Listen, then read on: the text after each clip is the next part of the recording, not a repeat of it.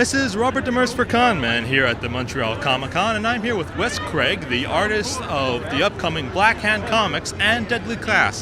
What was it about comic books that made you want to create your own? I'm blanking. No, it's just always, I've always been into it since I was a little kid. My older brother read comics when he was a kid. I read comics along with him, and he started drawing.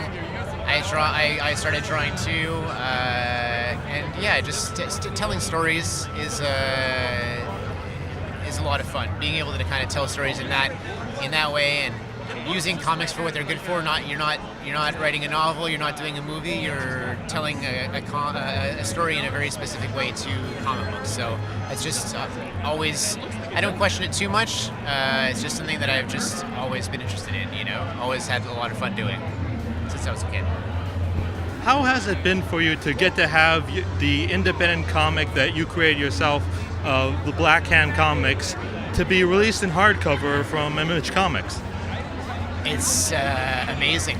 It's pretty much, I started working on Deadly Class with Rick Remender, and they were really happy with that, and I got to know some of the people at Image, and I was doing Blackhand Comics by myself, and I was planning on just publishing it myself at some point, and I figured, hey, I'll give Image an email and see if they're interested in doing it, and I did, and they were up for it. So having them handling the printing part of all that stuff just allows me to kind of dedicate more time to the writing and drawing side of things, just making the comic, which is what I really want to do. And it's nice to have somebody else handle that side of the business, So and it's great to have that Image logo on it, It helps get you into more comic shops and all that kind of stuff. So yeah, it's my baby. I love it. I love doing it. Pretty much what I've been doing, even when I was a little kid, I was always just writing and drawing my own stories, and that's continued on to today. And this is my first chance to put it out into the world as an actual book and put it on my bookshelf and, be proud of it, So yeah, it's a lot of fun. How do you create such wonderfully dark stories? I am a genius. I'm what is known as a genius. This is no, I don't know. I don't know. It's just stuff that interests me. I love it. H.P. Lovecraft is a major factor with this stuff. It's just a lot of the influences that I have just come out through the comic books. I love David Lynch, and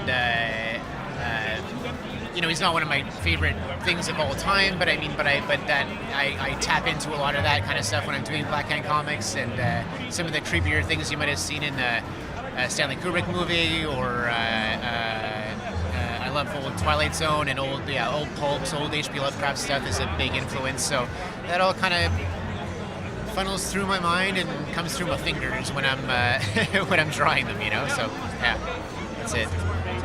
Do you think we'll be seeing more Blackhand Comics distributed through Image? I think it's a safe bet. If it were to... it's hard to say. I've never published something just by myself. I got the numbers in for the hardcover, like how many copies they've sold to, not to everybody, but for just the comic shops, And I looked at the numbers and I said, I don't know what that means exactly, because it seems to me like that's great because no one knows this stuff really, and it seems like it's sold really well. I'm not really sure what Image or anybody else would think of those numbers, but to me, I wasn't really concerned with. I knew I wasn't gonna, make $1 million on it. I really just wanted to kind of like break even with it, cover my printing costs, and get it out to as many hands as I could. As many people were interested in it as possible, and that seems to have happened. And I have more stories coming, so best case scenario, what I'd like to do is maybe this one, the first volume, comes out October 1st. I like October. It also matches up well. Just Halloween time of year, and it's kind of that kind of fall feeling is in Blackhand Comics. So if I came out with a volume 2 next October 1st and just keep on coming out with more volumes, that would be great, But we'll see. We'll see what happens. I have another story that I'm working on right now that is for now going to be in the next Blackhand Comics, but it's seems like its own world that I could do my own thing with, and maybe that'll become its own thing. I don't know. We'll see. It changes. My ideas, my plans for it change as time goes on. But I'm gonna definitely, no matter what, gonna keep on coming out with more of this type of stuff. Yeah. Can you give our viewers a little hint of what kind of new Blackhand stories we'll be seeing in the future? Yeah, sure. Well, there's 2 online right now. There's 5 on the website right now. 3 of those will be collected in this book that comes out in October. 2 more that are available. The entire things are available to read. One's called Long Way Home, and that's about. These are always hard for me to describe, but it's just it's a drunk guy walking home who had a really bad time at the bar, and he's trying to get home to his woman that's his nice safe home, and anyway, hijinks ensue. Or rather, we flash back to the experiences that he has at the bar, and we just get to know about this guy a bit. Another thing's called Martian Lust, which is just kind of a fun, silly story about the first time we land on Mars. The first thing we do is have an orgy, and that's basically the story. It's just kind of a silly story. And the next thing, the thing I'm working on right now, is it's basically something that's set in a boardwalk town, kind of a Coney Island kind of a thing.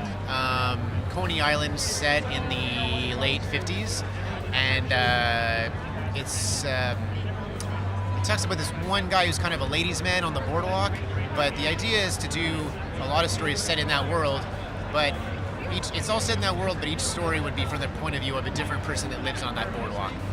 So you always stay in the same world, but you get to see different perspectives each time you tell the story. Some of it is based on research, and just I have a love of that circusy kind of a world, but also I spent some time as when I was a bit younger on the boardwalks of New Jersey. Not really as a carny, but kind of as a semi-carny when I was there for 2 summers. And so some of it is research on the 1950s in Coney Island, and some of it is actually based on my experiences and my observations when I worked there way back in the day. So that's the next thing that I have coming up. It's going to be pretty big, like 50 pages or whatever, and I'm super excited about it. Actually, it's coming along nicely. Yeah.